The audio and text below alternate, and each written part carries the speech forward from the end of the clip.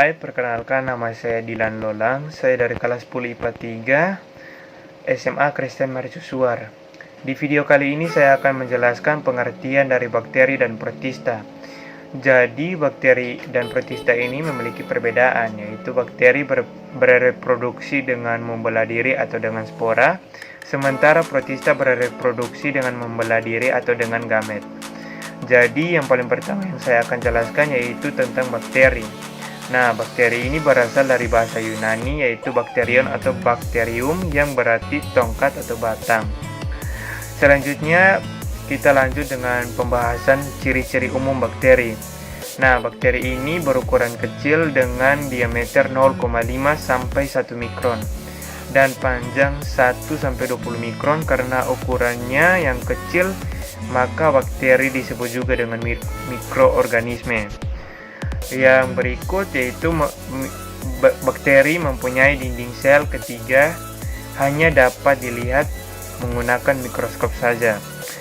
Dan yang terakhir yaitu bakteri adalah organisme yang bersel satu atau uniseluler. Bakteri ini tidak memiliki membran inti sehingga termasuk organisme prokaryotik. Selanjutnya, habitat bakteri. Nah, bakteri ini meliputi daerah yang luas atau disebut juga dengan kosmopolit. Bakteri hidup secara soliter atau berkoloni, dan beberapa jenis bakteri mampu membentuk endospora saat kondisi lingkungan tidak menguntungkan. Selanjutnya kita lanjut dengan pembahasan struktur bakteri. Nah, struktur bakteri ini dapat dibedakan menjadi struktur umum, yaitu struktur yang dimiliki oleh semua bakteri. Terdiri dari sitoplasma, ribosom DNA, membran plasma, dan dinding sel. Kemudian struktur tambahan yaitu yang dimiliki oleh bakteri tertentu saja, misalnya kapsul, flagella, filus, atau fimbra. Ada juga bakteri yang mempunyai klorosom, vakuola, gas, dan endospora. Jadi, mari kita bahas satu persatu tentang struktur bakteri tersebut. Nah, berdasarkan perbedaan ketebalan lapisan peptidoglikan pada dinding selnya, bakteri dibedakan menjadi dua macam bakteri, yaitu bakteri gram positif dan bakteri gram negatif. Nah, bakteri gram positif ini memiliki lapisan peptidoglikan yang tebal dan berwarna hijau ungu jika diwarnai dengan pewarna gram. Sedangkan bakteri negatif memiliki lapisan peptidoglikan yang tipis dan berwarna merah muda atau merah jika diwarnai dengan pewarnaan gram. Contoh dari bakteri positif yaitu seperti Neisseria dan Treponema. Dan yang untuk bakteri gram negatif yaitu Streptococcus aureus. Membran plasma bersifat selektif, permeabel, atau hanya bisa dilalui oleh zat-zat tertentu saja. Membran plasma terdiri dari fosfolipid dan protein.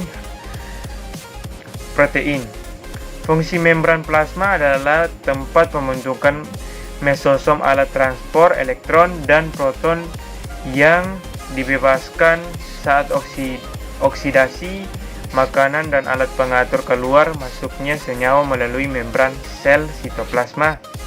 Terletak di sebelah dalam membran plasma dan merupakan cairan tempat berbeda organel sel bakteri mengandung asam nukleat protein, karbohidrat, lemak ion organik, dan kromatofora. Fungsinya sebagai tempat terjadinya reaksi-reaksi kimia. Sel ribosom adalah organel berupa butiran-butiran yang tersebar di sitoplasma dan mengandung RNA. Fungsinya sebagai tempat sintesis protein. Jumlah ribosom dalam bakteri dapat mencapai ribuan. Contohnya bakteri E. coli yang memiliki bahan inti berfungsi sebagai pusat pengendalian aktivitas sel mengandung DNA berupa rantai tunggal berbentuk lingkaran yang disebut nukleoid. Beberapa jenis bakteri mempunyai tambahan DNA yang membentuk lingkaran kecil disebut plasmid flagella, merupakan alat gerak pada bakteri berbentuk batang atau spiral berdasarkan letak flagelnya. Bakteri dapat dibedakan menjadi atrix, tidak berflagella, monotrik, mempunyai satu flagella di salah satu ujungnya. Lophotrix mempunyai sekumpulan flagella di salah satu ujung, soalnya Amstrix mempunyai flagella di kedua ujung selnya, dan Pritik flagellanya terdapat di seluruh permukaan selnya. Pili dan Fimbria pilus bentuk tunggal dari Pili dan Fimbria pilus ini merupakan struktur berbentuk seperti rambut halus yang menonjol dari dinding sel. Pilus mirip dengan flagellum, tetapi tidak lebih pendek, kaku, dan berdiameter lebih kecil. Pili tersusun dari protein dan hanya terdapat pada bakteri gram negatif. Fungsi pili ini adalah alat perlekatan saat bakteri melakukan konjungsi. Fimbria adalah struktur sejenis pilus tetapi lebih pendek dari pilus. Kapsul merupakan lapisan lendir berbentuk padat dan tebal yang menyelubungi bakteri. Kapsul yang tersusun dari polisakarida dan air lendir ini menjadikan permukaan sel bakteri menjadi licin. Fungsi kapsul sebagai alat pertahanan dan perlindungan bagi bakteri, mencegah bakteri dari kekeringan, sebagai alat pelekat pada inang dan sumber makanan bagi bakteri. Klorosom merupakan struktur yang berada di membran plasma yang mengandung pigmen klorofil dan pigmen lainnya yang berperan dalam proses fotosintesis vakuola. Gas yang dimiliki oleh bakteri air yang dilakukan fotosintesis fungsinya agar bakteri dapat mengapung di permukaan air untuk memperoleh cahaya. Endospora merupakan bentuk istirahat atau laten dari beberapa jenis bakteri gram positif. Endospora mengandung sedikit sitoplasma, materi genetik, dan ribosom jika kondisi lingkungan menguntungkan. Endospora akan tumbuh menjadi sel bakteri baru. Nah, selanjutnya kita akan membahas protista. Jadi protista ini dalam bahasa Yunani ada dua arti kata, yaitu protos dan kritos. Protos itu artinya adalah awal mula-mula dan kritos artinya menyusun. Protista itu sebenarnya adalah makhluk hidup yang uniseluler. Secara umum ada juga yang multiseluler. Berikut ini adalah ciri-ciri apa saja sebenarnya protista itu. Yang paling pertama, protista itu mempunyai ciri yang paling umum, yaitu eukariot. Nah, eukariot itu artinya organisme yang sudah memiliki membran inti. Inti artinya sel itu ditutupi oleh selaput. Yang selaputnya itu membran inti sel. Memang ada yang memiliki membran inti sel atau tidak punya selaput, itu namanya bakteri. Itu disebut dengan prokariot. Ya, jadi kalau protista ini termasuk organisme eukariotik. Kemudian ciri yang kedua yaitu adalah uniseluler bersel satu. Jadi uniseluler itu artinya bersel satu mayoritas domainnya, dan multiseluler artinya bersel banyak. Yang ketiga yaitu protista itu ada yang heterotrof, ada juga yang autotrof. Nah, autotrof itu artinya dapat menyediakan makanan sendiri.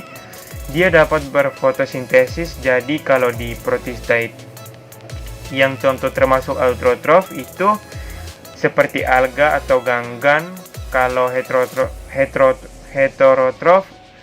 dia tidak bisa membentuk makanan sendiri, artinya tidak bisa berfotosintesis. Contohnya itu adalah protozoa dan Mycomycota. Namanya itu adalah protista yang mirip jamur. Jadi yang ada yang autotrof dan yang heterotrof. Ciri yang keempat itu bisa dilihat dari habitatnya. Nah, protista ini ada yang hidup di air, ada yang hidup di air. Istilah hidrofit yang hidup di air bisa dikategorikan alga atau ganggan. Hidup juga protozoa. Ada juga yang hidup di tempat yang lembab, namanya hygrofit. Hygrofit ini artinya dia berada di tempat yang lembab. Contohnya itu adalah protista yang mirip jamur Mycomycota, atau bisa jamur lendir, jamur air. Ada juga yang kategori yang parasit yang artinya dia hidup merugikan inangnya. Contohnya ini adalah protozoa Plasmodium malariae. Jadi Plasmodium malariae ini adalah contoh protozoa yang merupakan kelompok dari protista itu bersifat parasit. Kenapa? Karena menyebabkan suatu penyakit. Nah, ciri yang kelima yaitu mengenai reproduksi. Reproduksi itulah perkembangbiakan atau reproduksinya si protista ini. Nah, ada dua cara secara seksual, ada dua cara aseksual. Seksual berarti melibatkan sel kelamin. Aseksual tidak melibatkan sel kelamin. Nah, kalau contohnya seksual pada protista, kita ambil contohnya adalah protozoa, yaitu disebut dengan aseksual. Seksual itu contohnya konjungsi, artinya hewan yang tubuhnya seperti Paramecium caudatum. Dia biasanya mengalami yang namanya proses konjungsi secara seksual. Jadi masing-masing yang melebur di sini adalah inti yang kecil mikronukleus yang melebur hingga membentuk anaknya. Itu kalau seksual. Kalau aseksual itu contohnya biasanya amoeba. Dia membelah diri jadi satu. Itu akan membelah diri menjadi 2 dan 4 hingga seterusnya sampai banyak. Dengan cara membelah diri dia akan menghasilkan anaknya. Oke, berikut kita akan masuk ke dalam pengelompokan klasifikasi. Untuk klasifikasi kingdom protista ini, klasifikasinya dibagi menjadi 3 ya. Jadi yang pertama itu ada protista mirip tumbuhan, namanya alga atau ganggang ya. Ya, contohnya tadi yang bisa membantu produksi alga atau ganggang. Yang kedua itu namanya protista yang kategorinya itu mirip hewan. Yang mirip hewan ini disebut dengan protozoa. Contohnya tadi amoeba, Paramecium, Plasmodium. Yang parasit tadi berikutnya. Berikutnya itu ketiga, namanya kingdom protista yang mirip jamur. Istilah Mycomycota contohnya jamur lendir, jamur air. Nah, itulah dia mengenai pengelompokannya. Sampai di sini saja penjelasan saya tentang bakteri dan protista. Sekian dan terima kasih.